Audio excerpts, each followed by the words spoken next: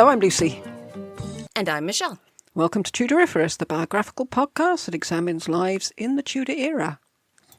And today, Pope Innocent VIII, a.k.a. the 47th Pope, as Lucy has just informed me. No, it's not the 47th Pope. No, we were talking completely at cross purposes there.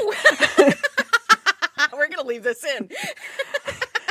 Okay. He's our 47th proper person who's on the list. Who's in the box, yes. Oh, okay. No, he must be way more than the 47th, I would think. I was wondering. I wasn't wondering. I just assumed you were right. I assumed I'd actually done some research. Well, first of all, we have Patreons to thank. Yes! Heather Clark, Brandeis Kling, and Floofle. Ooh, I love Floofle. I do. It sounds like some sort of chocolate mousse or something, doesn't it? Yes, one of my affectionate names for my great big mastiff when he was still alive was Floofer. Oh. Hello, Floofer. And when I said Floofer, he knew he was getting cuddles. Oh. So he'd get this really soft face and his ears would go back and he'd all snuggle up into me. Oh. Yeah. Well, no doubt Floofle is much the same. Yeah. Well, thank you for joining us. Turns out they're into heavy metal and spiky clothes. Please write in and let us know. Yes. Yeah, are you Thank soft you very and much. cuddly or leather and spiky? We have another parochial announcement. We've had an email from a Fitzgerald. Ooh. Or at least he's not a Fitzgerald. His name is David Gibney, or possibly Gibney. But he's a descendant of Gerald Fitzgerald. Really? Okay. That's cool. It is, yeah, because in Fitzgerald's episode, we wondered why they thought they were descended from a Florentine family called the Gherardini. Yes. And we wondered if that could possibly have been true. Well, yes, because David has done some research into his family and has discovered that it is true. There was a Lord Otho of Gherardini who was born in Florence and died in Middlesex in England in 1075. Really? Yeah. Then there was Walter Fitz-Otho. Then there was Gerald Fitz-Walter. And then obviously there was Maurice Fitzgerald. For some reason it stops there. Who was I listening to just recently about how do you decide when that Fitz part stops? Yeah. Well, it stopped Or there. was that us? It could have been one of our conversations. Yeah, like who gets to be the first Fitz something or other that doesn't change? I don't know. It just stopped. I don't know either. At Maurice Fitzgerald. He was known as the Invader. And that seems to be how the family ended up in Ireland. Oh, Yeah. so not a pleasant person. Well, who is pleasant if you're a lord? Yeah. No. David says that links to the Fitzgerald also gives him links to Thomas West, and he's the Earl of De La Warre, or Ware, Governor of Virginia, after whom Delaware is named. Oh. Strongbow, Brian Boru, Edward I. Holy cow. Yes, and he'll be pleased to find he found that. And many others, because he said they did like to marry amongst their own. Yes. Oh my gosh, we got an email from nobility. Yes. Yes. Are you still noble? Well, you might be noble, but are you still titled? Wow, that's super cool. I really like that. Yeah, the fact you're able to link up your Florentine part of the family with your Irish part by following the names along each step. Yes. It's good, isn't it? Yeah. Right, I want you to actually do some work this time. Okay. Get a piece of paper, if you've got a piece of paper handy. Oh no, I'm not drawing, am I? No, don't worry. No, you've never got over that human body episode, have you? Nope. It was super traumatic because one of my degrees is in fine arts before I destroyed my wrist. So it felt really, really bad to look at that and be like, I can't do this anymore. No. Humiliated on TV. Okay. But don't worry, this is all secret and there's no drawing. Okay. I want you to draw 2 columns. Okay. Label one of them good and one of Okay. them bad.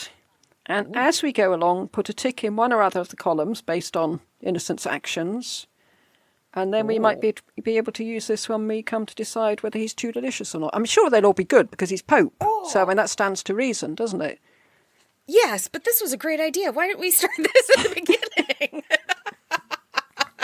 Was their life used mainly for good or bad? Oh, I don't know. We could have done this. Bad, bad, bad, bad. Also, you will be delighted to hear that the Master of Ceremonies under Innocent was C-3PO himself, Johannes Burchett. Burchett! He's back. Good. I like him. I do, but it's hard to see whether he got as annoyed with Innocent as he did with Alexander, since his diary starts off with just the facts, ma'am. There's no gossip or opinion. We haven't got his personality in there Not yet. It sort of creeps in Okay. as he goes along, as he just obviously thinks, like, I can't keep quiet about this. This is so annoying. Yes. I have a job and they're preventing my job. It's like herding cats looking after popes. We look like amateurs. Anyway, come with me, if you will. Pope Innocent sits on his papal throne, lord of all he surveys. A messenger rushes in. Your Holiness, King Ferrante of Naples is rebelling against you. His son is at the gates with an army. What are you going to do about it? The Pope. It's a little late to find out. Well, the Pope says, now let me see. Oh, no. Another messenger rushes in. Your Holiness, Osimo is in flames. Boccolino says that he no longer wants to be a papal state and is preparing to call in the Ottomans. What are you going to do about it? And the Pope says, okay, give me a minute to think about this. Oh, no. Another messenger bursts in. Your Holiness, Forli is in the hands of Caterina Sforza. She's called in the Milanese. You're at risk of you losing your papal state. What are you going to do about it? And the Pope says, I'm not feeling too well. I think I might just go to bed. So he's Elizabeth I. Completely ineffectual when it comes to decision making. Oh, no. I don't think he got a lot of practice. I think that might be his problem. Ah. Before and while he was Pope. Oh, somebody else did all the decisions. Well, we'll come to him, Julius. We'll come to him. So what have people... Hang on, frog in my throat. Why is it a frog? I was just thinking about Marmaduke Constable, and when he swallowed that frog, what he was saying to people, I've got a frog in my throat, I've got a frog in my throat. And everyone was going, well, cough, clear your throat a bit. No, just I've got a frog in my throat. An actual frog. What people have said about Pope Innocent. Innocent was generally known as affable, but you won't be surprised, ineffective. Sounds like it, yes. Okay. Which actually would have been better than he really was, I think. Oh, no. Affable and ineffective would be an improvement. John Julius Norwich's opinion of Innocent was, quote, Pope Innocent VIII was a hopeless nonentity. He was much given to nepotism, with the difference that the beneficiaries were not his nephews, but his own children by a Neapolitan mistress, unquote. Oh. Well, to give Innocent his due, he gave up having children when he became Pope. So. Oh. I'm finally going to honor my vow of not giving kids. Chastity too much, but not having kids. Yeah, yes. But he was 52 by then, so perhaps he would... Oh, jeez. It was easier for Yes. him. Norwich went on to say his had been a deeply undistinguished pontificate, unquote. But in a way, if you compare it to Alexander VI, this might be a nice change. Well, obviously. Some people have put forward the argument that he was the worst pope who ever reigned. Really? Really? Just for being ineffectual? I've seen other popes that were not ineffectual that I would have thought would have been the worst pontiff ever. We will find out about it next week, but it's said that what Pope Alexander did died with him. What Innocent did had repercussions throughout the centuries, and not in a good way. Okay. I was very surprised, actually, reading Norwich's book. He's got a chapter entitled The Monsters, and they start with Alexander. They don't include Innocent. So, Well, I don't know. Ineffectual doesn't seem like a monster, per se. No, I think I think what he did, which we will find out next week, which is sort of to drag people into the second episode, kicking and screaming, if they were thinking, I might give the second episode a miss. It was through stupidity, I think. Oh, no. Naivety. Oh. The famous soldier Trivulzio said, quote, "The Pope is full of greed, cowardice and baseness, like a common knave. Were there not men about him who inspired him with some spirit, he would crawl away like a rabbit and grovel like any dastard." Unquote. Oh. And we are told he slept a lot. I mean, he slept enough for it to be commented on. Okay. Now I wonder how much is that. So far he sounds like a cat. I say, actually, at a certain point, that he would have made a very good cat, but not a very good pope. He liked eating and sleeping, and I've got 2 cats, and they like eating and sleeping. And they are cowards and will hide. Yeah. At least Dr. Pon Viralrak, yes, he wrote a series on the psychology of the popes. Said, quote, "In the long and intricate history of the Catholic Church, few figures cast a darker shadow than Pope Innocent VIII," unquote. Really? But I have to say, he had a real downer on him. I had one book which barely mentioned anything bad about Innocent, and one that literally didn't mention anything good. See, I don't get this, because I'm thinking that the popes who encouraged the Inquisition would have been worse. Or those that demanded a crusade just to get back the Holy Land and then encourage people to murder and kill other people would be worse. This is really a surprise. I'm really looking forward to what people think he did so horribly. It is odd, because when we do this first episode, I felt sorry for him. Okay. I felt he was completely Overwhelmed. Yeah, I think that's the answer. And I don't think there were many people who wouldn't be. There was so much going on at one time, to which we will come to. Okay, so quick question then. Mm-hmm. No, we'll wait. You'll cover it when we get there. So I'm just wondering if he wanted the position. So yeah, we're just about to cover that in a bit. Okay. Anyway, we ignore everything that everybody else said and give him a fair hearing. Okay. Early years in the Neapolitan court. He was born Giovanni Battista Cibo in 1432. He was Genoese, but he was brought up in Naples, where his father was a city official, or his father was in Rome, but he sent his son to Naples for his education. Okay. I read both. He was something of a libertine in Naples, having liaisons with well-connected women and drinking and gambling. Ah. But he would have fitted. The exact person you want in for a church, but yes, he would have fit in. You're right. Fit in perfectly in Ferrante's court. Yeah, but at the age of 24, he turned his back on all that. Okay. It has been suggested that it's probably because he realised his star was waning in Ferrante's court. He'd lost his place among the elite and was looking for another way to make money and gain power. Okay. Or he had a religious calling. Who knows? Okay, has he already had his children?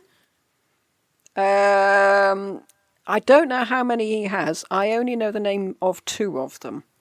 Okay. It's thought he probably had more. Oh, well, then he hasn't fully changed his ways. No, he's a thoroughly decent chap now. He studied theology and canon law in Padua and then Rome, so he's getting his head down, doing his studies. Okay. He was introduced into Vatican politics by Cardinal Calendrini, and I'm sure we've come across him before. I recognize the name. Yeah. When he was 35, Cibo became Bishop of Savona, where apparently he spent very little time, but still made sure the funds made their way into his pocket, which is not unusual.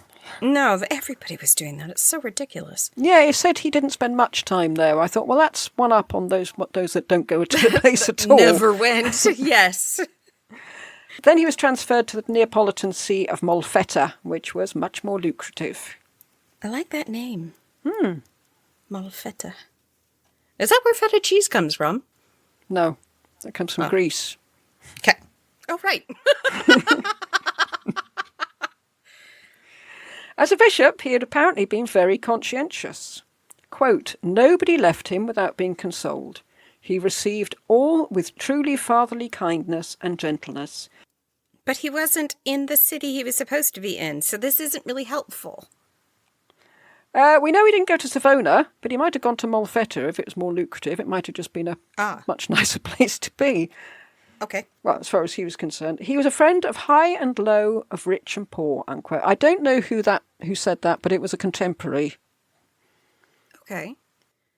But I did think maybe he should have stuck with being a bishop.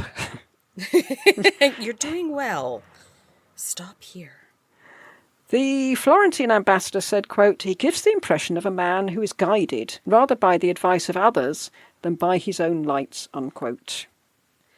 I find that really surprising for somebody who's studied canon law. I would assume he'd have the strength of character, or at least the knowledge, to say yes or no to these things, rather than having somebody else tell you. I think he has the knowledge, but I think not so sure about the strength of character. Okay. He was also said by this person to be wanting in education and political affairs. Well, we know he's had education, so maybe he is naive in political affairs. I think that's... Well, that's true. Was he taught in politics? So far, no. Not well. All theory. But anyway, we have three different people here. We've got the scheming, money-grabbing one, the conscientious one who's everyone's friend, and the dithering, a bit thick one. Yes. Some think that the affable man, who has a nice word to say for everyone, was the cover for the scheming man who was the real Giovanni Cibo.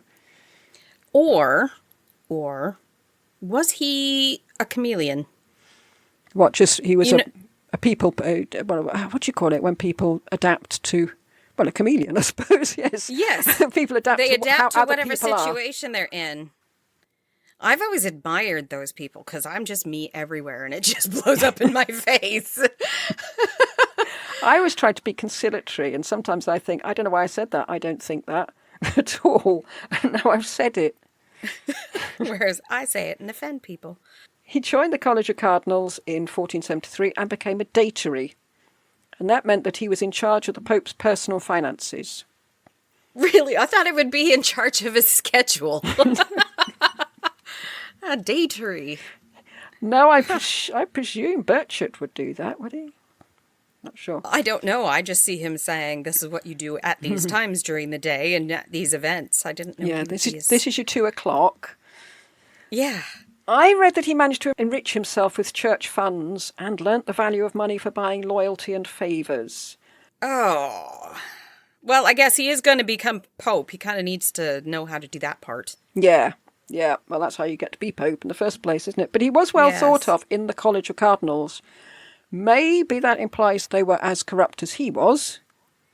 Right. Or maybe that implies that historians haven't been very fair to him. I'm not sure. Oh, I don't know. When he was in his 40s, he came under the wing of Giuliano della Rovere, the future Pope Julius. And maybe Della Rovere thought that affable and ineffective was just the sort of man he needed. Right. You're a yes man. Thank you. If you remember from Julius's episode, he stomped off to Genoa in a strop. Well, Pope Sixtus sent Cibo to go and persuade him to come back. So it shows that Sixtus thought that Cibo had some clout with Della Rovere. They were meant to be friends from quite an early age. Interesting. Again, opposites attract. Yes, and just because you're friends doesn't mean that one of you isn't using the other one. True. He was also sent as a legate to Germany, Siena, and Hungary. It's that bloody mosquito again. You just wait. I wonder what it is. Suddenly it appears every time is it living in the microphone? Maybe it's like bed bugs. As soon as you exhale, they're like, she's here. Yes. He was also sent as a legate to Germany, Siena, and Hungary. And we came across legates who had to face Matthias Corvinus in Hungary. Don't tell him that there wasn't any money for crusades. And I don't envy Cibo that job, really. No.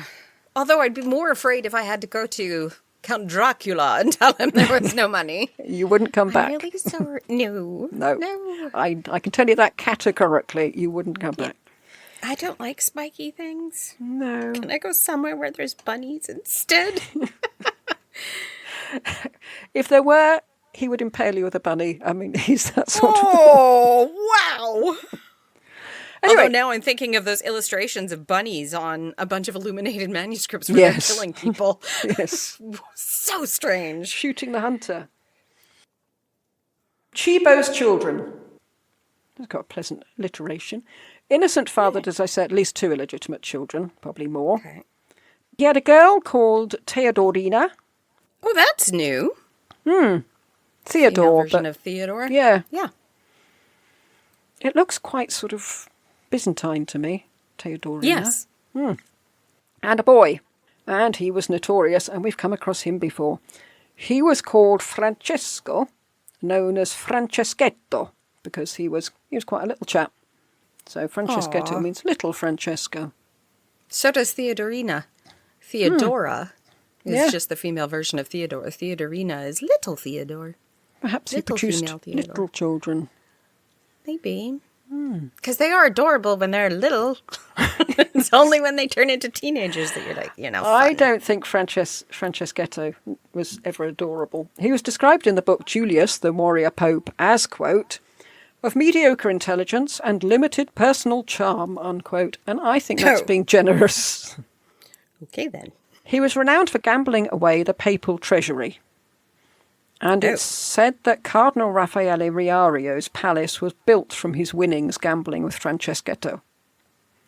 In one night, Franceschetto lost 14,000 ducats to Cardinal Riario and then complained to his dad that he'd been cheated.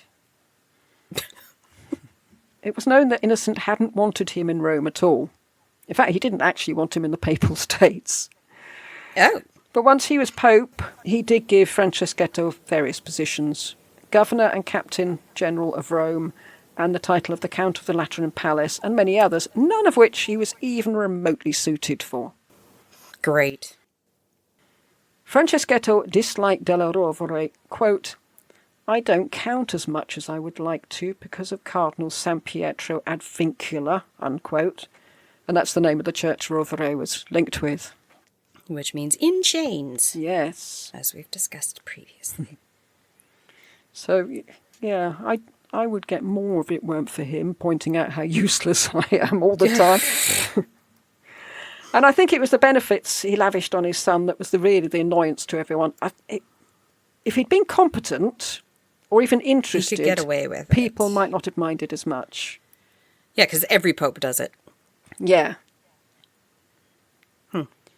During his papacy, his dad suffered from bouts of ill health, some of which were bad enough that it really wasn't thought he'd pull through.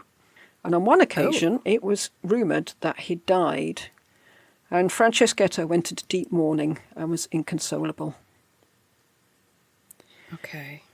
No, he wasn't. He tried to steal the papal funds and kidnap Prince Djem.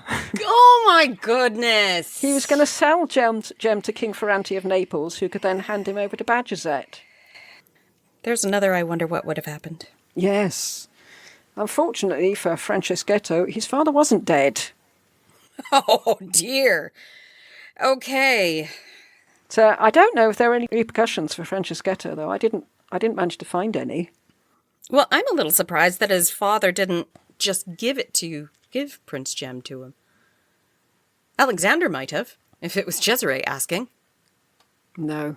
I don't think Franceschetto has the hold over Innocent that Cesare. Okay. I don't think any son has that hold over his father as Cesare had. When his father did die, I'm sort of leaping ahead a bit here, Franceschetto had to go into hiding since Pope Alexander had a very poor view of the man. And that's the end of this episode. He's gone. That's how ineffectual he was. No. He did much better under Julius, being given the title of Duke of Spoleto. And he did even better under Leo X, since he was Leo's brother-in-law, due to a very shady deal between Innocent and Lorenzo the Magnificent that we'll come to later. Oh, why can we not? Okay, I need a meritocracy somewhere. Come on, please. This frustrates me so much. Dream on, I think. Innocent was said to have used church offices to enrich and empower his family on an unprecedented scale. And when you think how much nepotism went on in Sixtus's court, including kidding. Girolamo Riario, that's saying something. And for those people who aren't on Patreon and might not have heard of Girolamo Riario, just count yourself lucky. Don't say that. Don't listen to our Patreon. No. No, fascinating man, but really, really unpleasant. Yes, very. The legacy of Pope Sixtus. The main legacy of Pope Sixtus was a debt of 250,000 ducats. Jeez. When Sixtus died, there was a risk of civil war. The roads were closed, the shops were boarded up, no one dared venture out. There was fear of a schism in the papacy. It does seem odd to think of a papal election causing such panic, because that hardly happens these days. But he wasn't just the spiritual leader, he was the temporal leader of the papal states. Right. And that's much bigger than just the Vatican. Yeah, oh yes. It was like any secular regime change. There's always panic, isn't there? And Yes, especially when there isn't a clear leader, so there's always a possibility of a war. yeah, and in the papacy, that's obviously what you've got, isn't it? That's Yes. apart from when Julius was elected, and he was elected unopposed. Crazy. I don't know why. The one thing Rome was adamant about was that they didn't want another Genoese pope. And in fact, they ransacked the Genoese hospital. Which, Why the hospital of all places? I don't know. When I read that, I thought, come on, explanations here, please. Yeah, it was an easy pickings. It's not like they have guards and nobody there is well enough to defend themselves. Yes. Yes, I suppose the cowards went and did that one. But I mean, there's no money there. What would you get out of it? I think perhaps mob mentality had kicked in. And, When Pope Sixtus died, people heaved a sigh of relief because they wouldn't have to be terrorised by his nephew, Girolamo Riario, anymore. And he was Caterina Sforza's horrendous husband. Yeah. Riario planned to adopt his own pope. Well, he sort of adopted his own pope, or the pope had adopted him, and then he adopted the pope, really, before. Yes. And he thought, well, I'd probably do something similar here. But when it came down to it, it turned out he wasn't as popular as he thought he was. Good. Riario and the Colonna family started kicking up trouble in Rome, and Giuliano della Rovere decided to turn this to his advantage, because he was a canny old soul. He said that such was the violence in Rome that he and 3 other cardinals, including Cibo, didn't feel safe entering the city. And if they weren't there, the conclave for the new pope couldn't take place.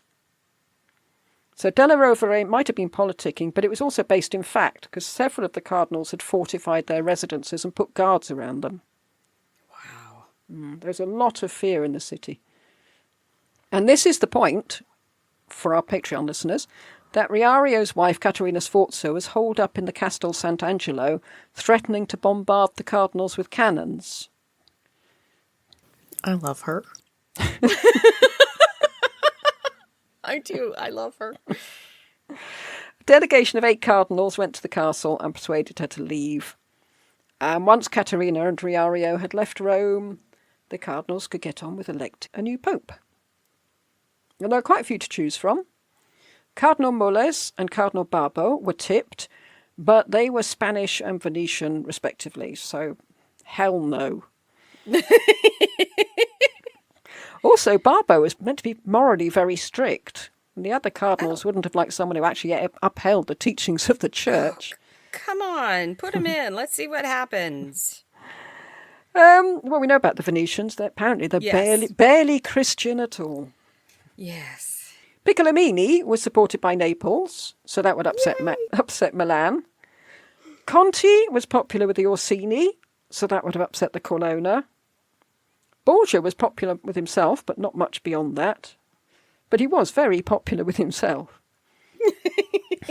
So when it came down to it, maybe there weren't as many to choose from as it seemed. Right. Ludovico Sforza wrote to his ambassadors in Rome telling them to use Girolamo Riario and the Orsini to make sure that Barbo and Cibo didn't get in. So it's all a nasty boiling pot of politics and personal enmity. The chance of the best man winning is pretty remote. Yeah. I still think he's probably better than Trump. Yep, I would agree with you there. The papal election. The historian Ludwig Pastor called the elections of Innocent and Alexander, quote, the most deplorable in the annals of church history, unquote. Wow. And actually, in his book, he's relatively benign towards Innocent. It was Oh, goodness. I was reading his book that I felt sorry for Innocent. Okay. Others were a lot less complimentary to him. So why did Cibo become Pope? Because from what we've heard of him, he doesn't sound like a natural choice. And as you can imagine, he wasn't chosen for his saintliness and excellent leadership qualities. For one thing, he was Italian. And it was inevitable that an Italian would be elected, because out of the 25 cardinals at the conclave, there were 2 Spaniards, a Portuguese and a Frenchman. All the rest are Italian, and cardinals tended to vote for Italians. Yes. But not Venetians. Not Venetians, no. Oh, no. I mean, they did vote for Alexander, and they did vote for Adrian, but they discovered that Alexander was too debauched and Adrian was just too strict. Too debauched for now. Yes. Wait until the next time. We'll stick with Italian. We know where we are with Italians. Christopher Hibbert said he became Pope, quote, having obtained the purple tiara by undertaking to grant favours to various cardinals the night before the election, unquote. And I'm assuming he doesn't mean what it sounds like. Yeah, bribes, I'm assuming. That came from Burchard's diary, so it must be true. What he did was to sign an agreement with the College of Cardinals that they would retain the true power. He'd be a figurehead. Okay. I don't know if he literally signed, yes, I will be a figurehead, but I'm sure it was put in rather more legalistic terms. But still, that's a bit democracy-like. Is it democracy-like, or... I mean, the Pope is God's he's not representative. giving it to a single cardinal. Not officially, no. No, so it sounds more like a committee. Although you can't really run many things with a committee, to be honest. No, Florence was run by committee, wasn't it? Oh, yeah. That did not go well. No. And when I say it was run, that's probably being a bit complimentary to it. I'm amazed that anything happened in Florence. Yeah. Well, that's why there's so much art, isn't it? That they were covering over the fact that nothing else happened. But it is odd that he would sign that and say, no, that sounds fine. I mean, most people who are Pope think, I want to be the top dog. Yes. Not, I want to be somewhere down the bottom with everybody else above me, but with purple slippers on. Yeah. Aw, purple slippers. I like purple slippers. I just get this picture of a benign... I'm thinking of Pope Francis every time we talk about popes, and I know he's the odd man out, but come on, he was awesome. Well, either Innocent only wanted the trappings of popedom, which is quite possible, or he had the same attitude to signing things as everybody else we've come across. Yeah, I don't have to follow this. It was under duress. Before anything else, the cardinals had written into law their demands. Firstly, and I stress, firstly, they demanded a monthly income of 100 ducats and indemnification from all punishments. Excuse me? So you can do whatever you want and you're going to be rich? Secondly, and obviously as a bit of an afterthought, they asked for vigorous prosecution of the war with the Turks, the reform of the church, a convocation of a council, and the suppression of nepotism, blah, blah, blah. But don't forget their 100 ducats a month and the punishment thing. Don't forget that. Yes. And there are the other things. Yeah, we'll continue doing nepotism, though. Yes. You just can't. Cibo was chosen because Giuliano della Rovere was looking for someone he could manipulate.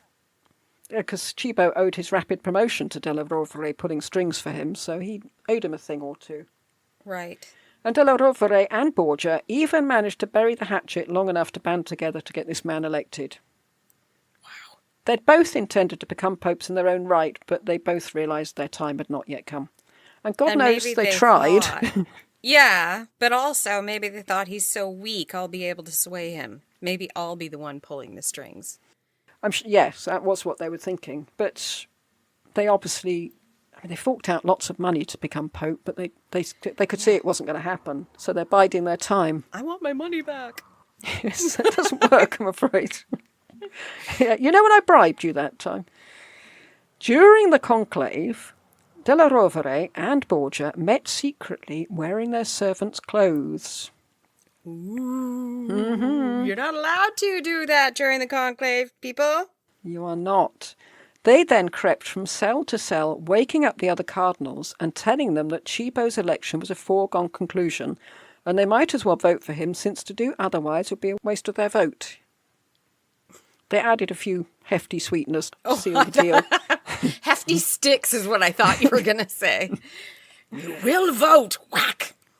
Any cardinals they knew wouldn't agree, they left asleep. And I don't know if any of the cardinals sort of said, "Why are you wearing your servants' clothes?"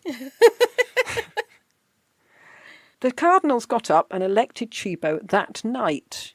So when the other cardinals woke up the next morning, they had a new pope.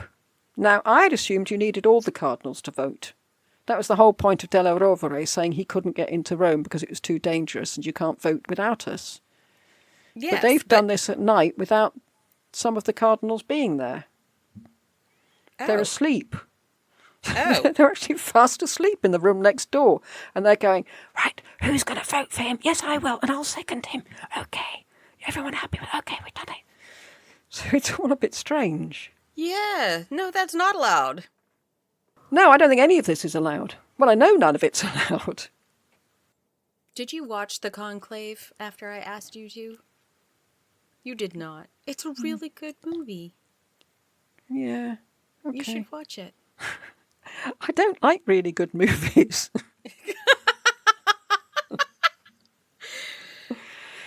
Oh.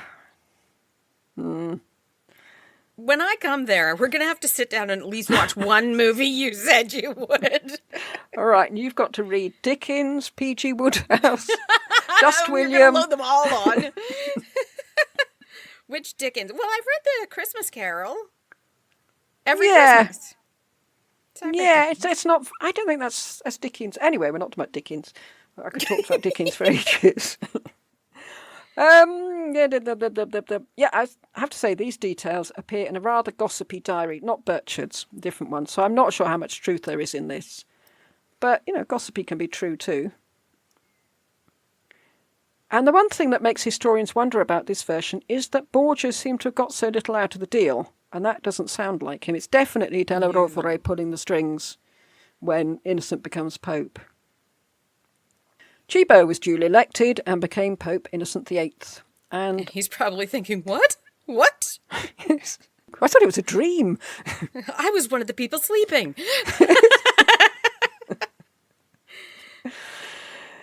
I'm not sure if the choice of name was a joke, because Innocent was far from what he was, but...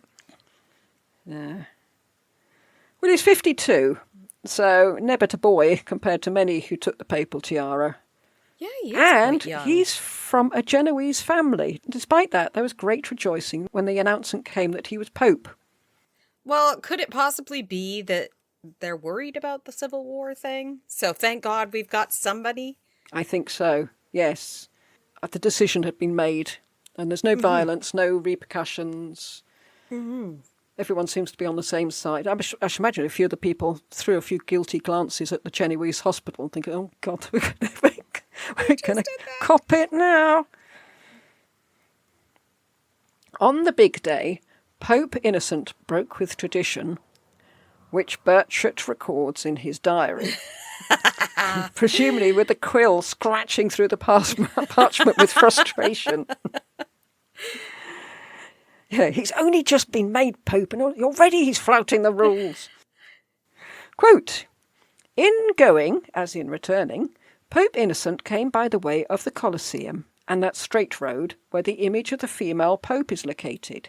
In token, it is said that John the Seventh, meaning Joan, gave birth there to a child. And for that reason, many say that the popes may never ride on horseback there. And so the Lord Archbishop of Florence reprimanded me," unquote. So no pope since Pope Joan had passed that spot during their inauguration. But Innocent had obviously insisted. Yes. Knowing him, it was quicker and he wanted to get back to his dinner. Oh, I thought he was making a point of saying there was never a Pope Joan. Oh, I don't think he was making a point. No. Okay. And poor Burchett got told off about him. Yeah, I know, I told him, but have you ever tried telling the Pope anything? Nobody listens to me. Sixtus had left enormous debts, as we saw, probably from building that damn chapel. And Innocent, too, liked to spend money.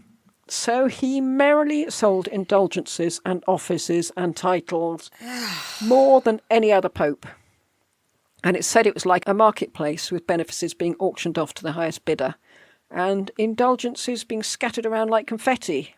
Oh, man. The only criteria for gaining a bishopric was, could you afford it? Jeez. How much will you give me? And it was Innocent who agreed to appoint Giovanni de' Medici as cardinal. And he was 14. 14. And it was all a shady deal whereby Innocent's debauched son Franceschetto could marry Lorenzo Magnificent's daughter Maddalena in return for this cardinalship. Wow. And Giovanni would later become Pope Leo X without even becoming a priest. Jeez. Yeah. This is so wrong on so many levels. It is, and they knew it because the deal was described as being in petto, which is the Italian for in the chest or secretly. I suppose we'd say under the covers or under the counter or something. Yeah, under the table. Over here. But it does imply that they knew it was wrong. Jeez. I don't know how you make a cardinal in secret. Well, I was just thinking, you know, that he's 14, but at the same time, you've got princes that are basically given kingdoms at that age.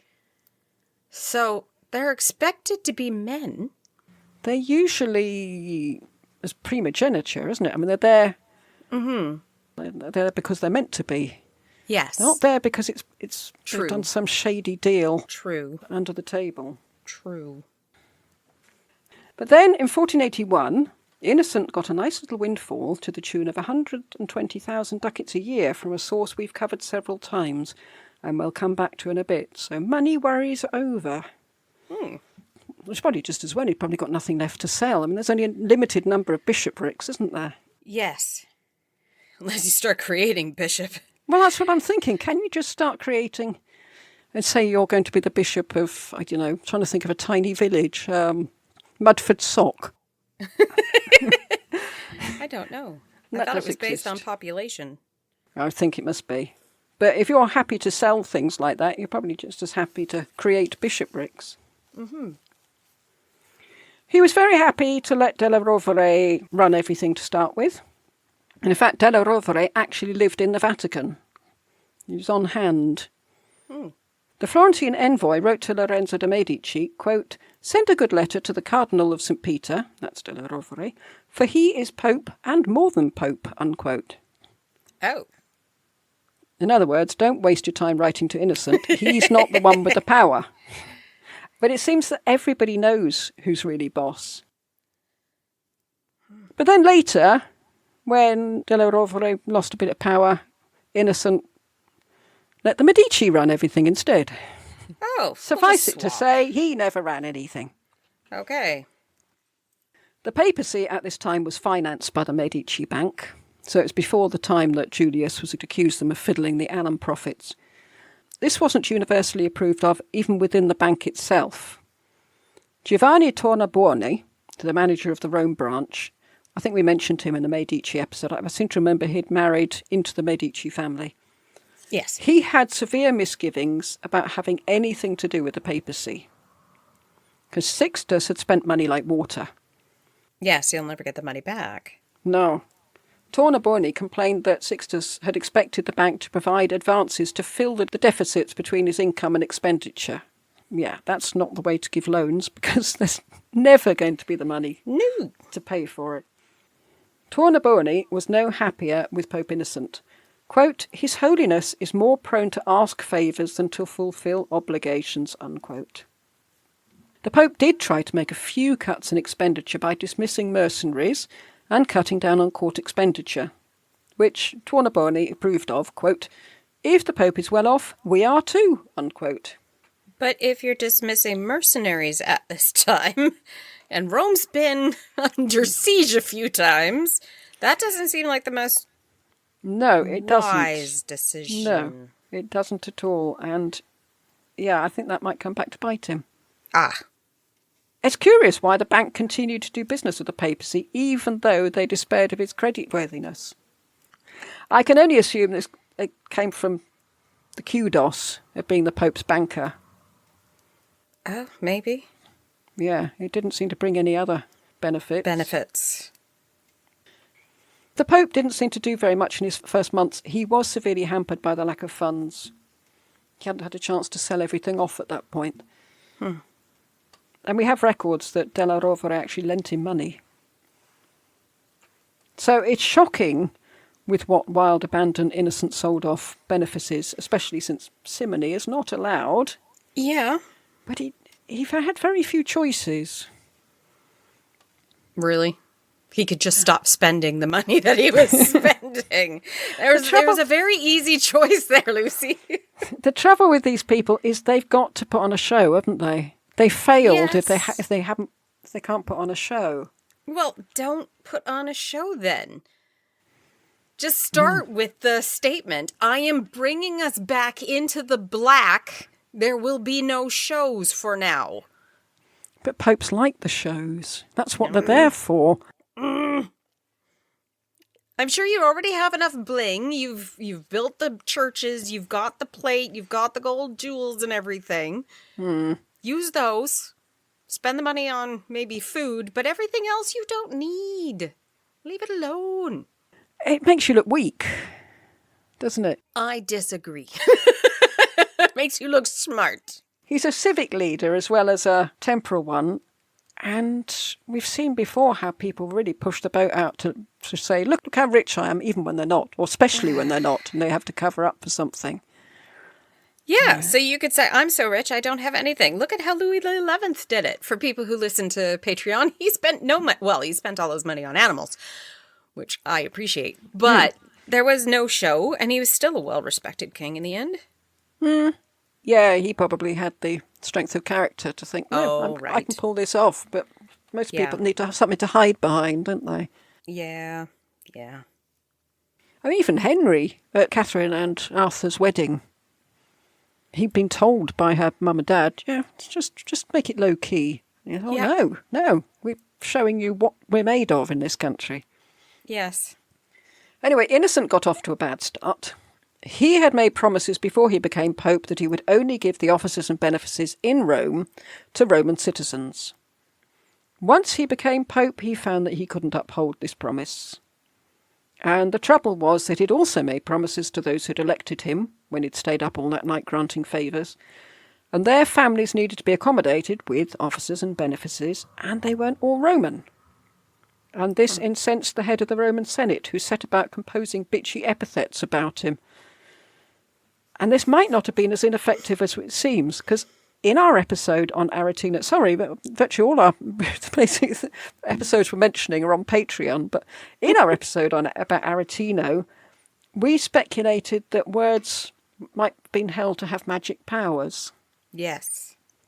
So a scathing letter might not just be hurt your feelings, but they might actually do actual harm. Yes. And that's a lot of actuals.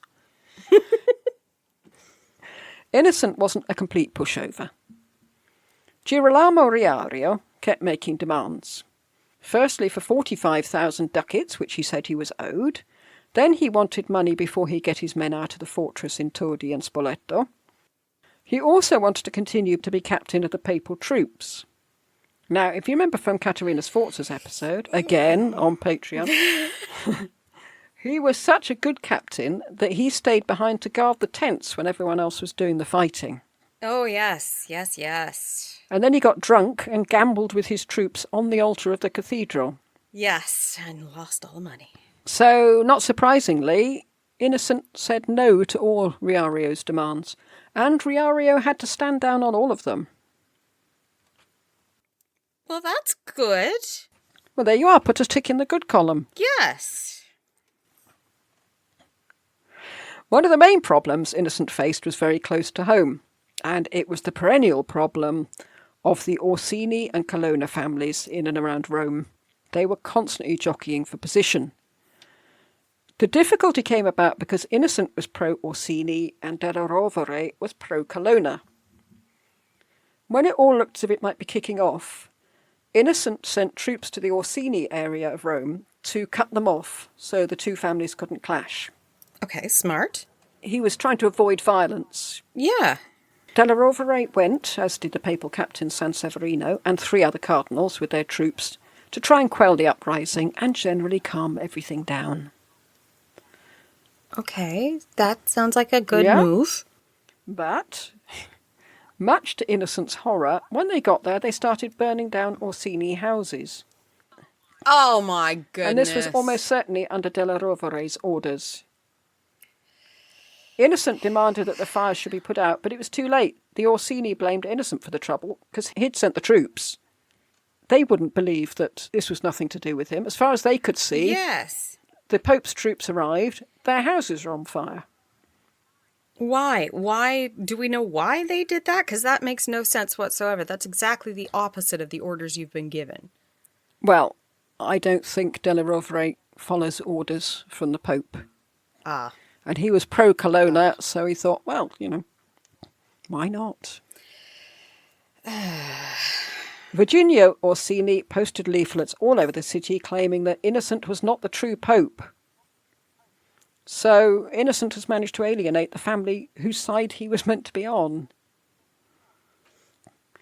And Rome under Innocent became very anarchic, which was a pity since Innocent had made promises about law and order and reconciling the Orsini and Colonna that he really had intended to keep. Yes, he had the intention, but he chose the wrong people. Yeah, I don't know if he can't not choose Della Rovere because that's why he's there. Don't If it hadn't been for him... You're in the Pope's chair now, you can renege. Everybody else does. Yes, I'm trying to think. The Emperor Leo, and he was put on the throne by a general who thought that he could run him. And then Leo said, yes. No, you're my subject. You behave. Yes. Yes. Yep. It's not all peaceful and lovely. Instead, armed men roamed the streets. Robberies and stabbings became only too commonplace. And that obviously didn't end in Innocent's papacy, because we heard the man who'd witnessed the disposal of Juan Borgia's body saying that he didn't bother to report it since several bodies a night were thrown in at one spot. Yes. Justice broke down. A man who had murdered his 2 daughters was allowed to go free for 800 ducats, and that was a bribe, not a fine. Why did he... I don't know.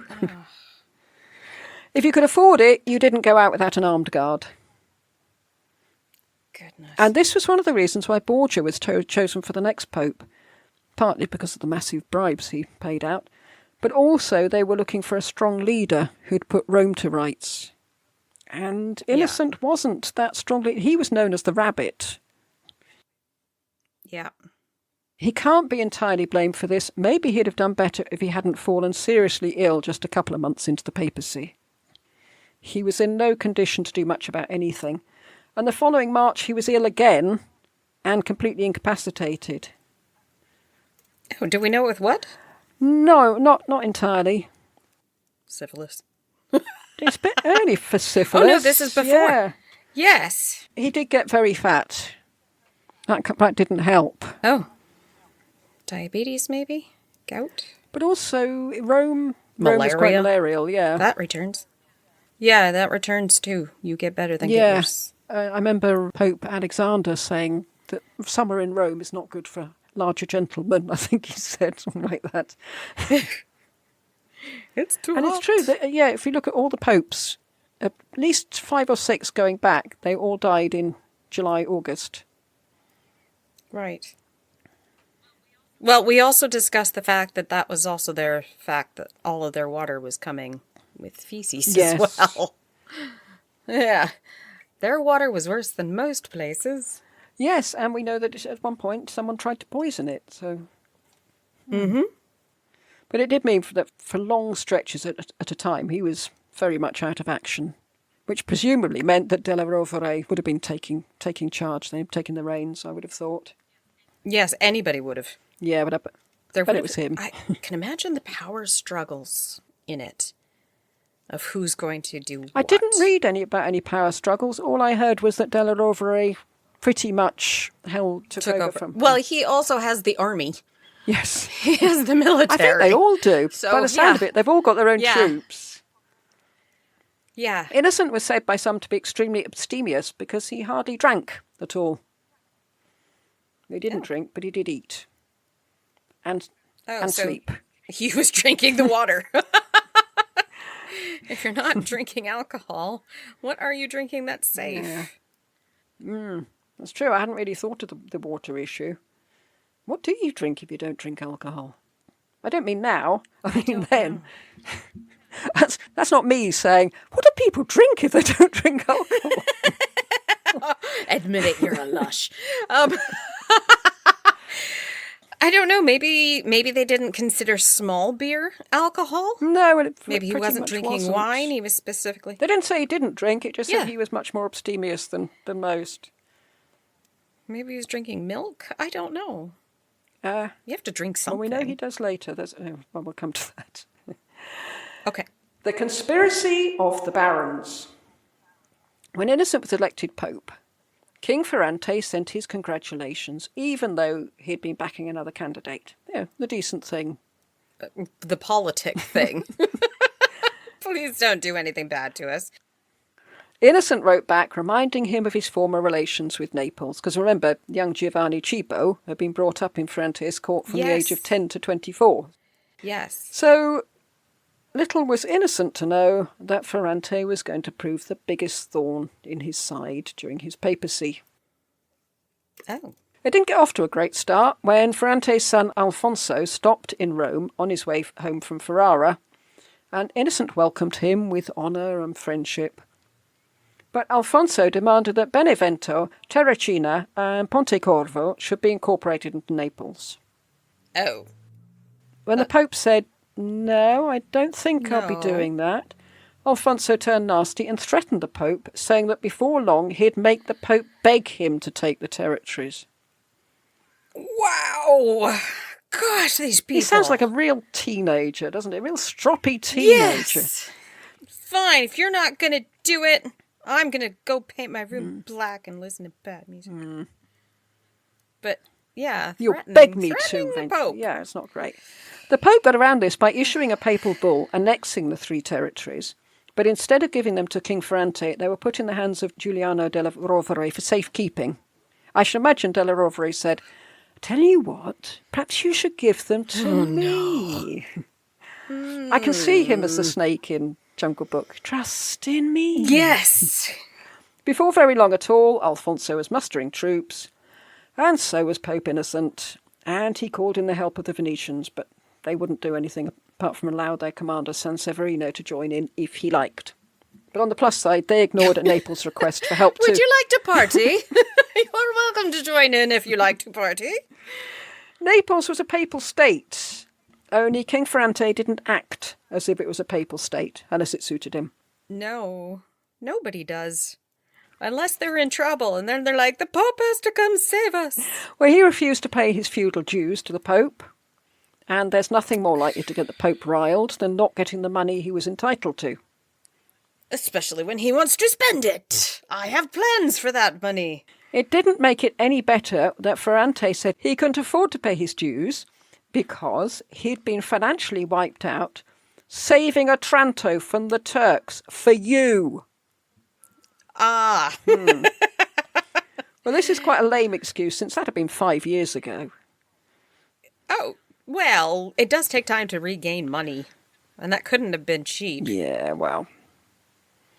Yeah, I know. It's not a real excuse, but there is some argument for that. Yes, and quite some of the things that Ferrante did. I mean, he taxed the clergy, and I think, why not? They're the ones with the money. I mean, they're the obvious ones to tax, aren't they? And he sold off bishoprics to highly unsuitable people. Shocking, said the Pope. That's my job. In 1485, a significant number of Neapolitan barons, led by the Duke of Lorraine, had had enough of Ferrante, and they rebelled in what was called the Conspiracy of the Barons. They appealed to Innocent for his support, which he was very willing to give, since Ferrante hadn't been paying his dues, and his son had been really very rude. To his face. Also, they said if he didn't help, they'd turn to a foreign power. Innocent was thinking that maybe Ferrante could be replaced by an Angevin rather than an Aragonese. Might be less trouble. It may be that it was de la Rovere who was pushing him in that direction. He pushed him in most directions. I'm not saying that de la Rovere suggested to the barons the bit about turning to a foreign power. I'm just saying it's the sort of thing he would do. Ah, okay. Say this and he'll be putty in your hands. Ah, and I really want to go into battle for the loot. Yes, or just go into battle. In fact, it was more Alfonso than Ferrante who was the problem. And we think of Ferrante as being the worst monster because he kept a museum of mummies of his enemies and stored heads in glass jars. We're going to do cameos of Ferrante and Alfonso so we can play Who's the Worst? Who's the worst King of Naples? I wouldn't have thought there was much to give. Ferrante seems to be the more conciliatory towards the Pope. And he doesn't threaten him to his face like his son does. Yeah. Jeez. Lovely people. Well, we were told when we did, again, sorry, it's on Patreon, when we did Matthias Corvinus and we were looking at his wife, Beatrice of Aragon. Yeah. They're told what a Renaissance, arty, philosophy court the Neapolitan one was, but... It doesn't sound like that. No. No, I don't think Leonardo kept the heads of his enemies in glass jars. Doesn't sound very Renaissance-y at all. Anyway, we'll find out when we do episodes on them.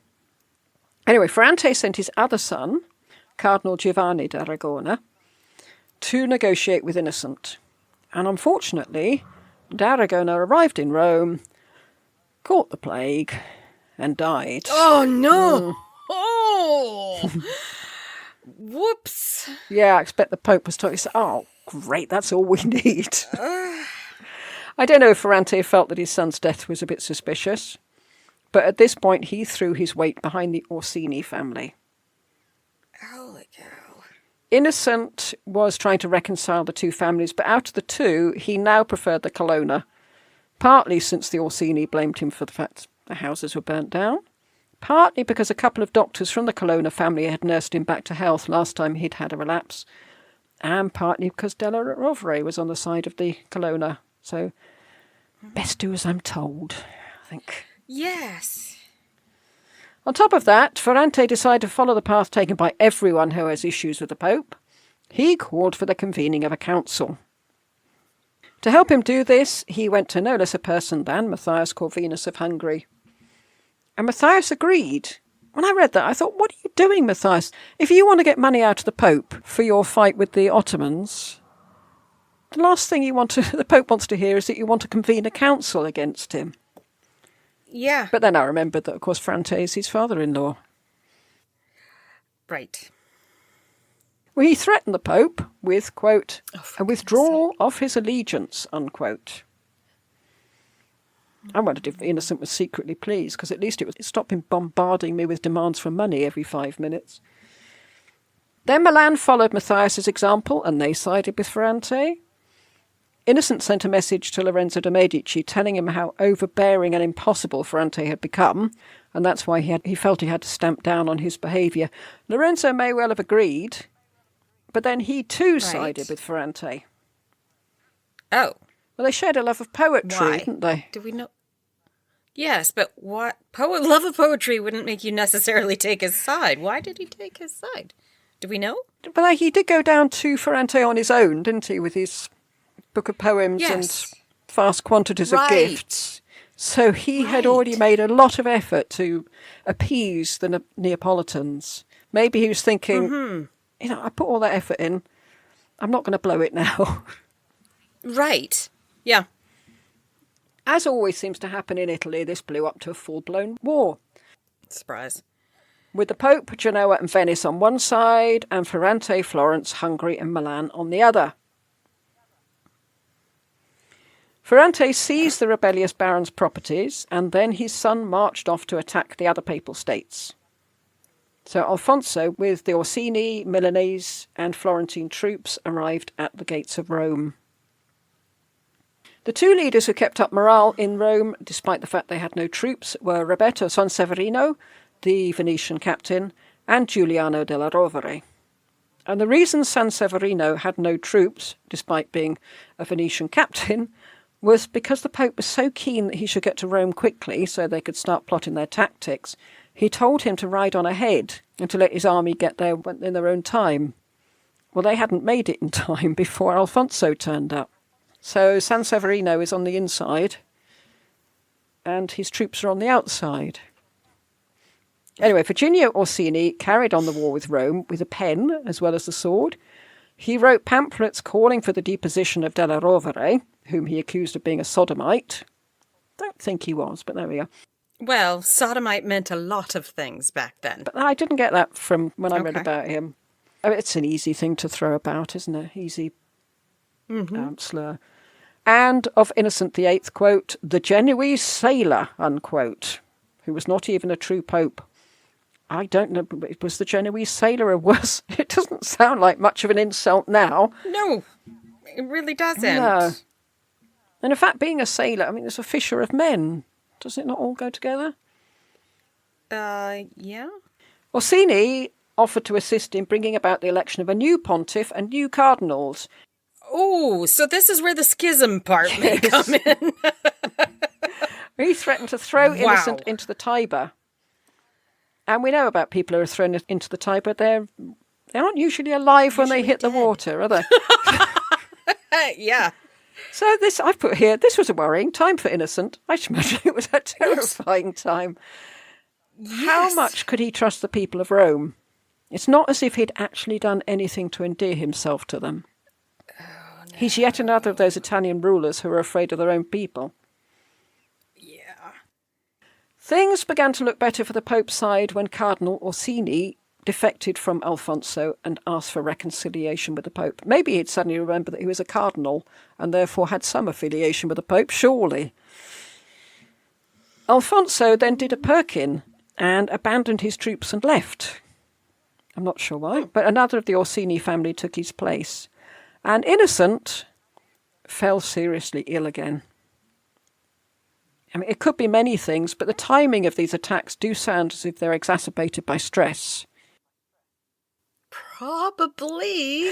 Maybe he just thought, I'm going to bed. We do know. I don't want to face this. Well, we know now that stress is horrible for you.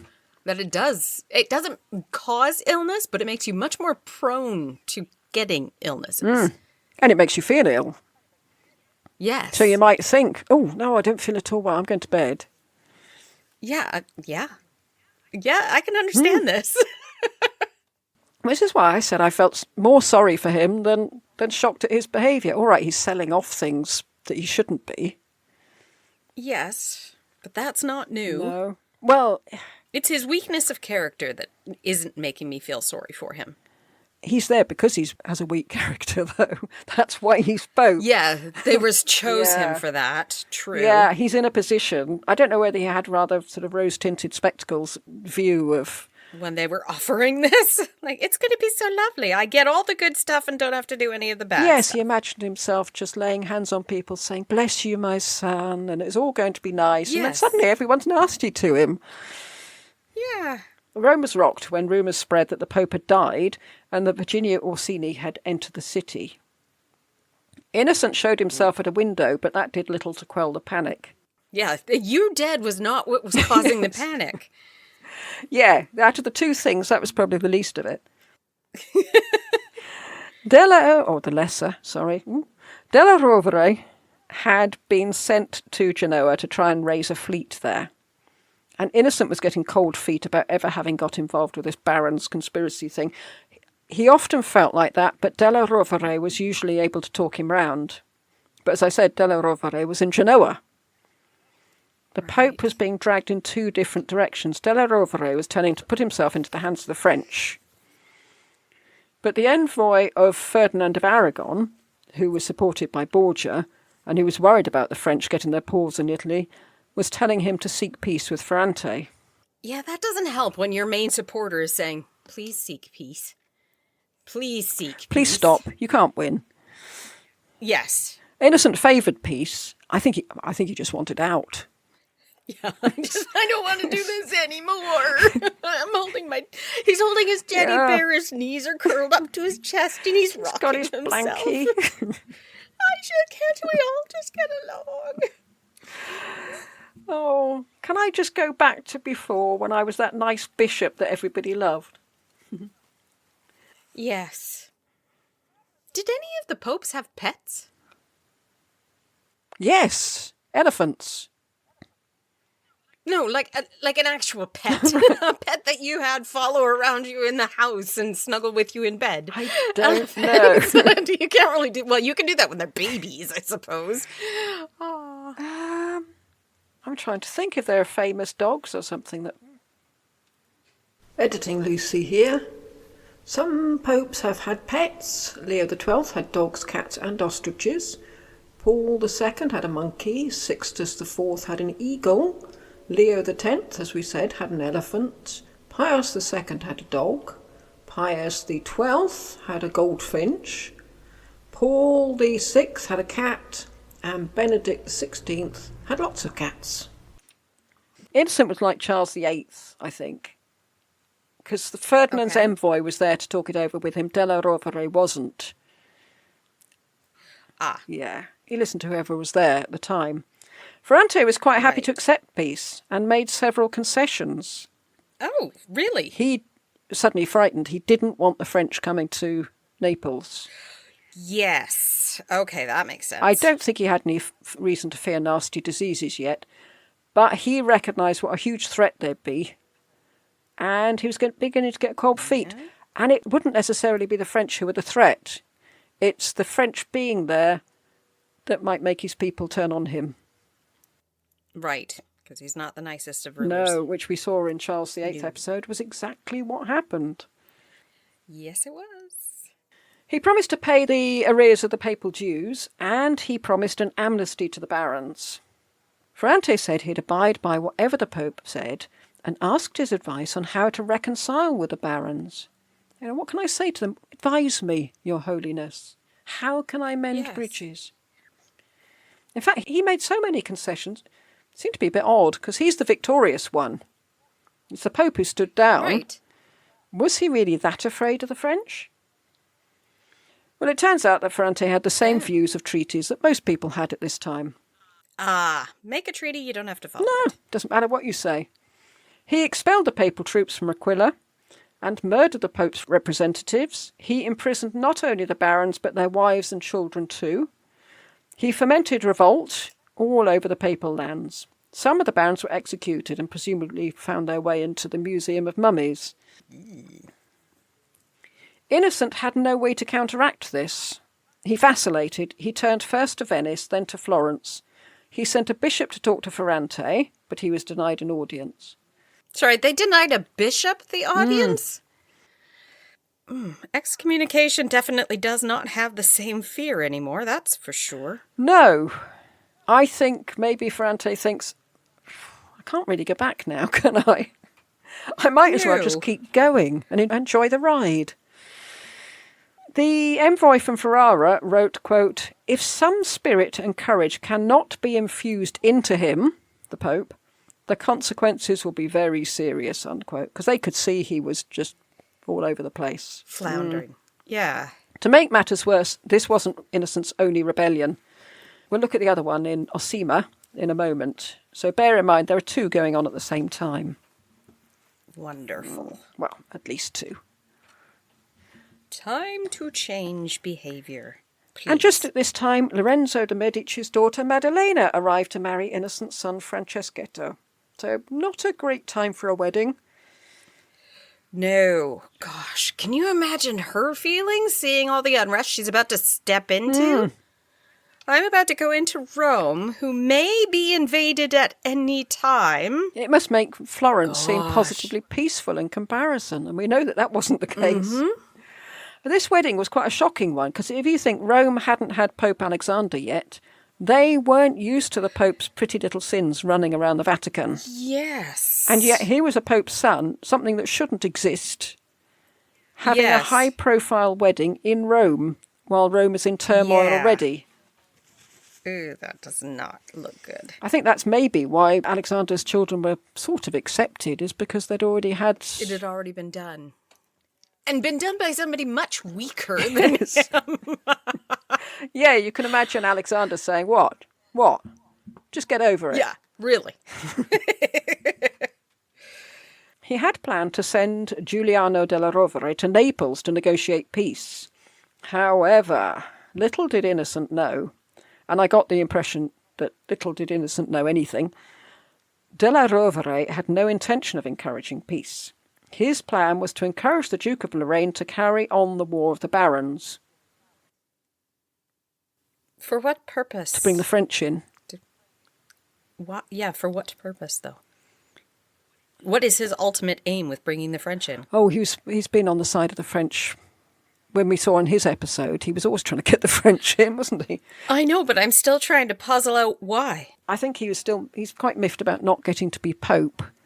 And Just he that. thinks, they're all like this though, aren't they? It's, as we saw with the list of demands from the cardinals. First, it Yeah. was, we want money and we don't want to be punished for anything. Secondly, it was, Yes. and wouldn't it be nice if we all did cardinally things? Yeah, they make no sense to me. I can't comprehend why you would go through all of this. I don't understand why somebody wouldn't be satisfied with what they've got if they've got that Yes. much. But they aren't. Yes. We know they aren't. I don't have that much, and I'm quite satisfied with Yes, my got life. very little and I'm satisfied. Yeah, I don't need more. If you have more, then you got to keep thinking of taking care of Yes. that. I don't want to take care of all that. Yes, there's a thing, I don't know if you have it over there, there's a thing called, I think it's a Maz, where you can win massive homes worth several million. that you then have to clean. I don't want those. I've sort of been tempted and thought, well, I'd never have to go out gardening again. And then I've thought, it would be a real hassle, wouldn't it? Yeah. Yeah, no, I'd go I for like small tiny and cosy homes. rather than big and impressive. Anyway. Mm-hmm. Yes, they're not us, are they? No. It may have been a moment when Innocent dismissed the envoy, the Duke of Lorraine, and della Rovere went off into a massive sulk. The Innocent might have thought, hang on, Wait a it's second. almost as if he's on the Duke of Lorraine's side. Yes. Perhaps I better send someone Yes. else to Naples. You're supposed to be on my side. I had to cross-reference with Julius's episode to find out why he was anti-Ferrante. Anti-Ferrante. Differente. I love that. So much fun to say. Just a chilled glass of anti-Ferrante, please. Yes. He had been very pro-Naples, and then he turned to Milan, and the Milanese thought, we're going back to what we were just talking about, that it was because Ferrante hadn't given him all the benefices that he'd hoped for. Because nobody does anything for decent reasons. Nope. Like, hey, people are starving. I don't care about them. You did not give me the benefices. No. So I'm going to go to the other side, even if it's difficult for everybody else. Yeah. Those people can starve to death, but I will not. When Pope Alexander took over, he forged links with Naples by marrying his son, little Geoffrey, to King Ferrante's granddaughter Sancha. But it was always touch and go between Naples and the papacy, even when they tried to make links like that. And we did an episode on little Geoffrey over on Patreon Yes, we did. for all members, that's paying and freeloaders. So you won't even so you won't even have to pay if you want to hear it. I'm sure people love being called freeloaders. Yes, that's the way to endear yourself to your listeners, isn't it? Naples was a bugbear throughout his entire papacy, and many things that we might consider linked to it actually were. What is a bugbear? Sorry, I don't know what a bugbear is. I've heard the term, but I don't know what it is. Oh, right. I'd have thought it sounds more American than English, a bugbear. An annoyance. Something that's annoying and obsesses you because they're so annoying. And I don't know where it comes from. I always assumed it would be American. Sounds it. What is a bugbear? It says British slang. A cause of obsessive fear, irritation, or loathing. Didn't say where it comes from? Okay. Well, originally it was an imaginary being invoked to frighten children. Oh, nice. Something sort of like a hobgoblin. That's in the Merriam-Webster dictionary. Okay. It's specifically a type of a hobgoblin. I don't know what a hobgoblin is. It's a little... I know it's a music shop in Bristol. Hobgoblin. It's also a type of beer. Oh, bugbear is a compound word of Middle English. Bugay, a frightening thing, and bear, also a frightening thing. Doubly frightening. Interesting. Well, you come to Tudoriferous for the history, and you also get your etymology as well. Yeah, that's quite interesting. I didn't realise you didn't have it. It's quite surprising which things haven't crossed the Atlantic. Yes. Yeah, okay, so the hobgoblin thing is... The etymology of it is contested. It could be Middle English word bugay, a frightening thing, or perhaps the Old Welsh word, I don't even know how to pronounce that. It's BWG, is how it's spelt. Boog. Which is goblin. Or Old Scots, bogle. Oh. Which is also mean goblin. Aren't they in, I think they're in Harry Potter, aren't they? The bogles or boggles? Possibly. I only ever read the first book or watched the first movie.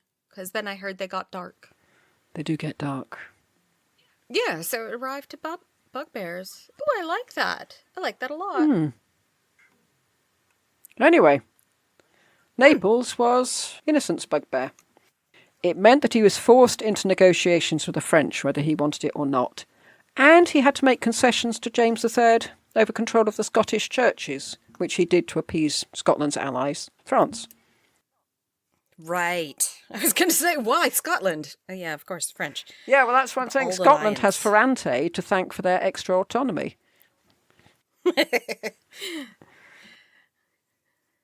So random. So absolutely random. It is. But I do quite like that. When you think, why on earth would that... Oh, blimey. That's a few steps away. The Revolt of Osimo, 1486. We can see the deterioration in the relationship between Della Rovere and Pope Innocent in over 24 letters that have survived from Della Rovere concerning the revolt in Osimo. So the story so far. Boccolino di Guzzone's family were prominent in Osimo, but Boccolino wanted more. He wanted to be Lord of Osimo. Right. He planned to bring about a rising against the church, because Osimo was a papal state. So I'm assuming that Boccolino resented that, because he wanted it. Innocent offered a pardon to the rebels, but that was refused, so then he told the governor to besiege the city. Boccolino then sent envoys to Sultan Bajazet, offering him Osimo if he'd come to their aid. Let's bring in the Muslims. Bajazet said, what? A foothold on the Italian peninsula? Where do I sign? Done. Boccolino's nephew was apprehended as he was on his way to Constantinople with letters to Bajazet, and he was taken to Rome. When Innocent saw that Turkish invasion was imminent, he sent Della Rovere to Osimo to sort this out. Come on, you got me into this job. Yes, you can get me out of it. Holy cow! Now there's a what if. What if this actually occurred? Well, you don't know whether it did or not yet. Boccolino pretended to welcome him, but he wouldn't submit to the Pope. However, he did eventually agree to leave if he could be compensated for the loss of his property. The next letter from Della Rovere to the Pope said that he had broken off all negotiations with Boccolino because he'd become convinced he was only playing for time, keeping Della Rovere on a string to give Bajazet time to get there. Okay, that makes sense. That's a good strategy. Okay. Della Rovere had changed tack and was now raising troops. We know Della Rovere because he'd raise troops at the drop of a hat, because he is the warrior Pope, or he will be. Yeah. he did have a good point at this time. He asked Innocent for money, not only to get Boccolino out, but also to guard the coast against the Turkish invasion. So 10th of April, the next letter from Della Rovere to the Pope says, I'm a bit concerned that I don't seem to have heard anything from you. I'd really like to stress the importance of this. Hope to hear from you very, very soon. Another envoy sent from Boccolino to Bajazet was captured, renewing fears that the Turks are on their way. 18th April, so a week later, enclosed letters from the Turks saying that they'd agreed to all Boccolino's terms. There was no way that Boccolino would negotiate now because he had reinforcements coming. Oh, yeah. 24th April, Della Rovere was obviously replying to a letter from Innocent telling him to get on with it and attack Osimo, because Della Rovere was justifiably angry at the insinuation that he'd been holding back. He said the only reason he hadn't attacked so far was because he didn't have a strong enough force. There's not much point attacking with too few men. Yeah. They'll be wiped out and you might be dead. Yes. He was waiting for money and reinforcements before he could make his move. He said he'd go for it, but it would be on Innocent's head if it was a complete fiasco. And I won't be there. I will run away. Or I will be checking out the tents. Yes. But yes, apparently that's what you do if you're leading an army. Yeah. 12th of May, Innocent had apparently sent 4,000 ducats. And he'd apparently already sent 5,000 ducats. But Della Rovere said he hadn't spent that money yet, since without a cavalry it might prove to be a waste of money spending the money on the infantry. It wasn't enough money to spend on the cavalry, so he wanted to amass enough money to get infantry and cavalry to fight the battle. Ah, he needs both. Yeah. Not just one. Okay, that makes sense. I have not bought these guys yet because I need both, and it's not enough to get both. Otherwise, you're paying the ones you've got, sitting there waiting To for sit somebody else. around. Yeah. And all their food, and et cetera, Yeah. et cetera, et cetera. That makes sense. That's logical. 16th of May, Della Rovere, sounding thoroughly fed up, told Innocent that he'd told him in several previous letters his opinion of the situation, but it was up to the Pope. Just tell me what you think we ought to do, and I'll do it. At this point, bugger off.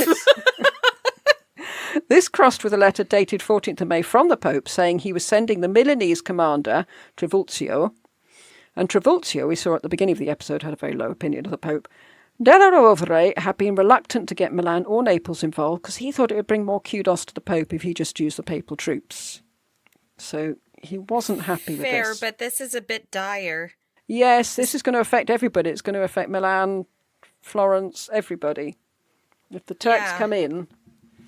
We're screwed. Yes. 5th of June, Della Rovere wrote to Innocent to say that the siege had begun in earnest. But the next day he was again writing to say that without the money and provisions from the Pope, it may still fail. He was very aware that if the siege was successful, Innocent would get the glory, but if it failed, Della Rovere would get the blame. Fair. Again, Yeah. I can understand that. Well, that was the last of the letters, because Della Rovere was called back to Rome, where by the end of the month he was pretty much in disgrace. Really? Innocent had been convinced that Della Rovere was dithering for reasons of his own. I think he'd realised this man is not always on the same side that I am. Yes. He wasn't on my side with this conspiracy of the barons thing, it turned out. But I'm really surprised he's taken this step for somebody who's supposedly weak. It may be that someone's talking to him back in Rome. Ah, yes, Della Rovere is isn't not there. in his face. Yeah. And if we look at it from Innocent's point of view, he told the Neapolitan envoy that he wanted to be freed from, quote, such subjection, unquote, and that, quote, now he had white hair, he wanted to be at liberty, unquote. So we can see that he really felt that he was under Della Rovere's thumb. And he was fed up with it. You were going to say he just wants to retire. Yes. I'm sure he does. I mean, he's so ill so often. He can't be having much fun. No. This was supposed to be amazing. This sucks. Yes. Can I go home now, please? Yeah, I retire. He had become convinced that Della Rovere had exaggerated the threat to keep Innocent subordinate to him. And Innocent even sent a message to Della Rovere when he was in Osima to say, if you're finding it all too difficult, you can always come home and I can get someone who can actually do the job. Which must have had Della Rovere chewing the carpet. The Milanese and Florentine ambassadors were pouring oil on the fire by saying, you don't need him. He just wants to hold you back, because they both had reasons to dislike Della Rovere. I admit I have been in a position where somebody has said, I'll just get somebody else. And I said, okay, and then watch them fail. And then they come back. Yeah. I've never been in that position because I'm always the one failing. When Della Rovere got back to Rome, he soon went off again, ostensibly because of financial difficulties, since he said he hadn't been paid for ages. But I should imagine he was finding it difficult not to punch the Pope in the face. Oh. He must have had a pleasant sensation of vindication when Trivulzio started writing to the Pope to say, I need money, I need to get troops, I can't fight this battle without money, reinforcements and provisions. He's just echoing what Della Rovere had been saying all along. Yep. And there you go. That's when you're like, see? Yep. What did I say? Yep. It feels so vindicating when that happens. I should imagine he enjoyed that. It was apparently when King Ferrante heard that Innocent and Della Rovere had become estranged that he decided it was safe to go after the barons, despite the amnesty that he'd promised them. So that was the time that he started putting their heads in glass jars and things. There was a reconciliation between Della Rovere and the Pope, but if the plan had been to throw off the shackles of servitude, Innocent had succeeded. But it sounds to me it'd been quite a risk. Yeah. He was lucky. Yeah. He was lucky the Turks didn't come in. I don't know. We'll do an episode on Bajazet. Either a cameo this season or a Patreon one next season. I'm not sure. But we'll find out whether he really was planning to come to Osimo. Because it sounds as if it was a pretty close one. And I have to admit, when I researched Matthias Corvinus episode over on Patreon, I don't think we'll put the Patreon advert every time we mention Patreon. No. I didn't come across the animosity between him and Pope Innocent. We heard a lot of complaints about there not being any money to attack the Ottomans, but I hadn't realised that Matthias was literally fighting Pope Innocent by stirring up revolts. In July 1489, Charles VIII and Maximilian concluded a peace. And I'm assuming this quote comes from a papal envoy, but there was no citation for it. But, quote, might not the two reconciled princes combine together as loyal sons of the Church to restore order in Italy and then begin the crusade against the Turks? Might not one or other of these princes, on behalf of Genoa or Milan, bring pressure to bear on Ludovico and oblige him to give up his ambiguous attitude towards the Pope and render him hearty and effective support against Naples? Could Ferrante still hold out if he saw the whole of Christendom ranged on the side of the Pope? Unquote. So that's nice thoughts. Mm-hmm. But unfortunately, they had very little to do with what was actually happening. But it shows people at the time were saying what we're saying. For goodness sake, yes. Just get on with each other. There's something else more dire. Come on, please. In October 1489, Ferrante had written to Charles VIII, who had tried to dissuade him from making war against Rome, that far from having any thoughts of taking up arms against the Pope, his intentions towards him were those of the most filial devotion and submission. Lies. Lies. His actions showed anything but filial devotion and submission. A Naples envoy said at Florence that his master would no longer put up with the overbearing and discourteous conduct of the Pope. If he persisted in his unjustifiable demands, the king would appear in Rome in person with spur and lance and answer him in a way that would make His Holiness understand his error. At least it's not spur and whip. That would be even worse, I think. Well, that's his idea of filial devotion and submission. Yes. Not the best. Emperor Frederick wagged his finger for a bit and tut-tutted at Ferrante, but as usual, he was too busy elsewhere to get involved. And no money. No clothes. No clothes.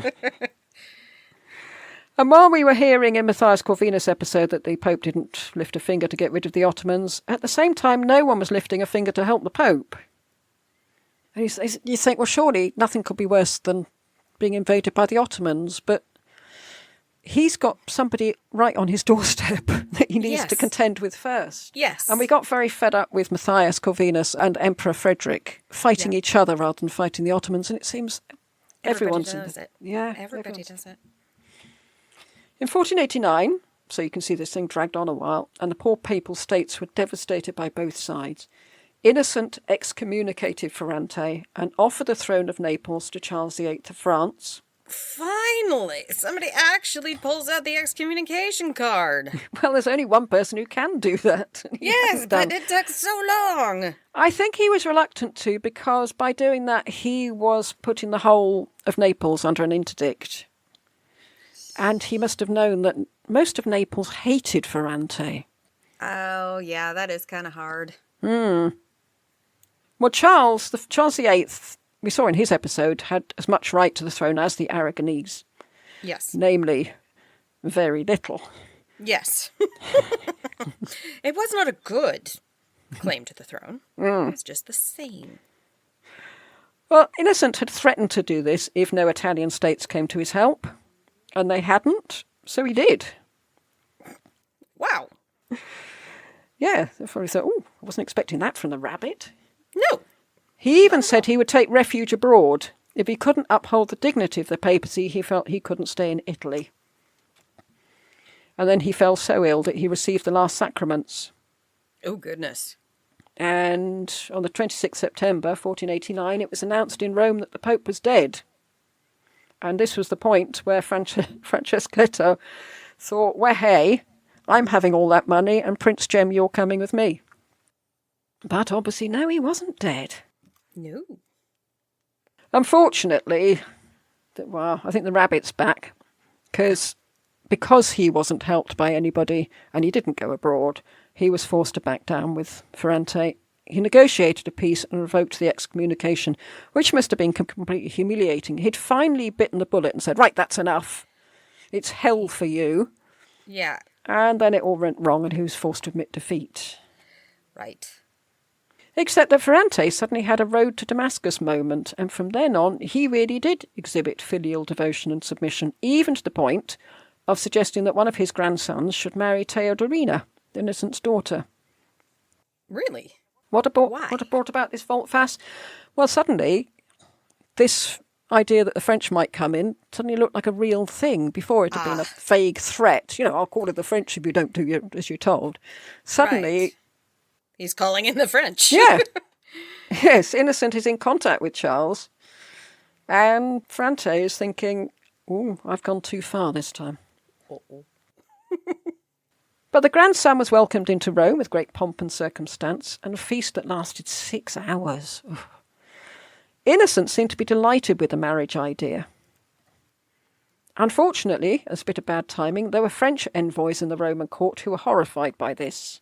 Yeah. And they were there because, nothing to do with Naples, they were there because Charles had just grabbed Anne of Brittany, despite the fact she was betrothed to Maximilian. Yeah, and he needs dispensation. Yes. So actually, good timing for Innocent. He's not going to alienate Charles because he can make both people happy. Sort of. Oh. Yeah, Charles is not happy with this idea of marrying Naples and Rome.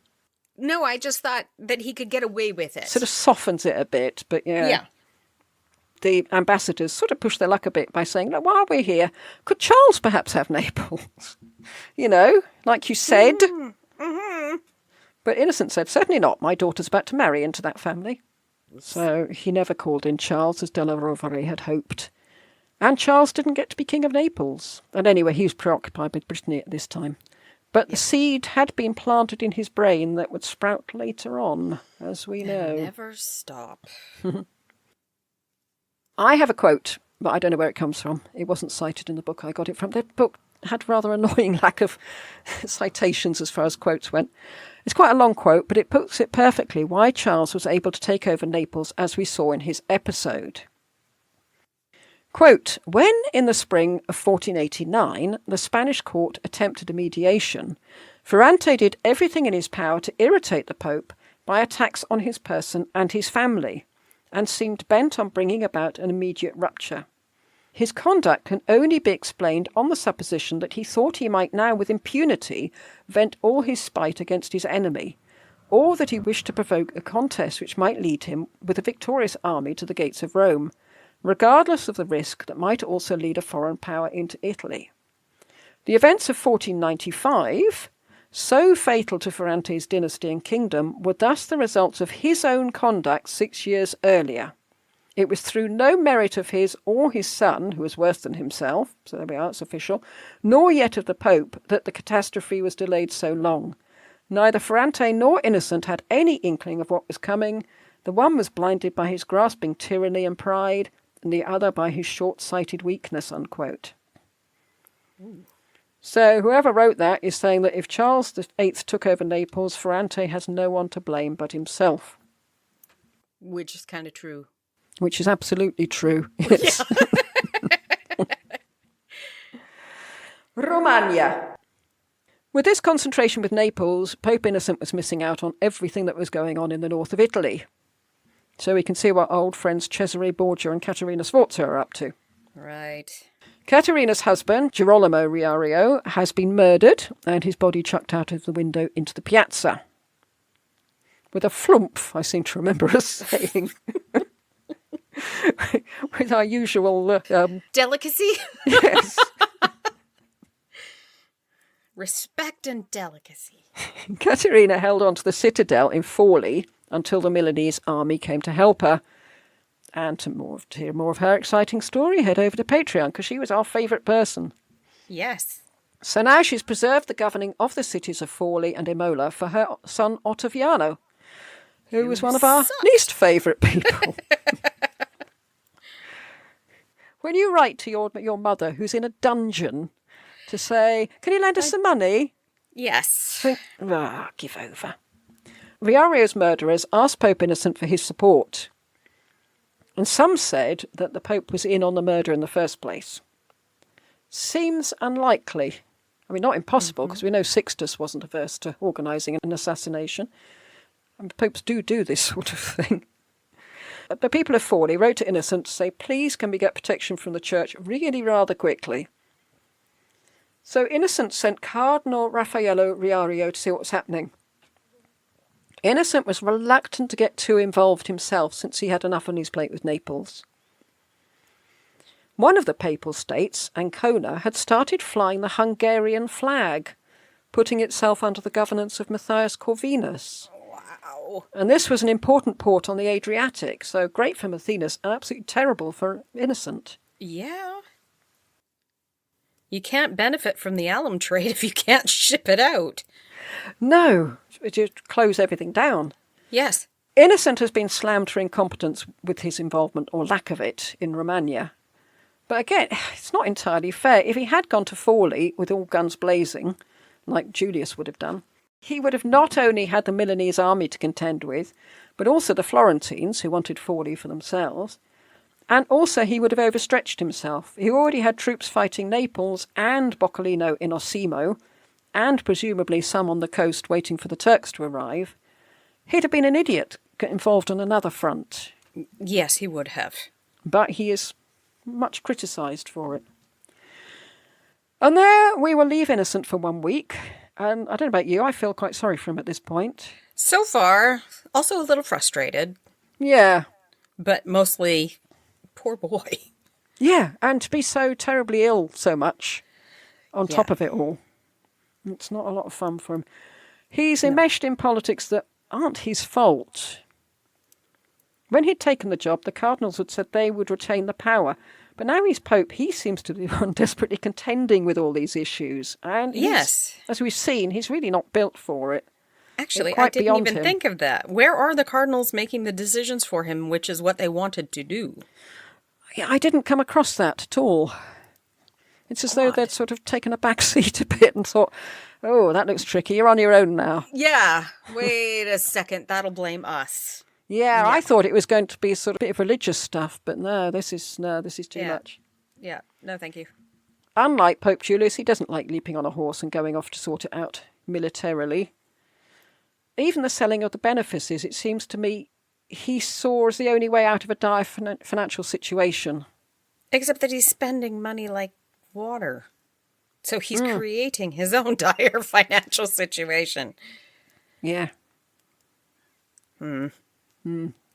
Yeah, he's in a bit of a pickle. Yes. I might say. Yes. Anyway, next week we'll see if we change our opinion of him. I'm looking forward to that. And I have points. I have points Oh, in have the you? good and the bad. Yes. Oh, right. Good. I can do this from now on. This is good.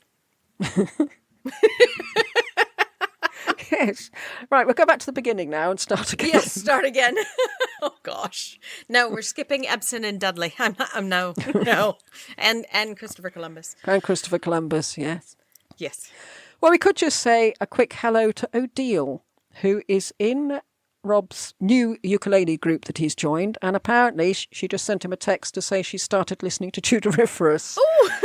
So Hello. she won't hear this for several months or possibly years, if at all. Cool. See you next week. Goodbye.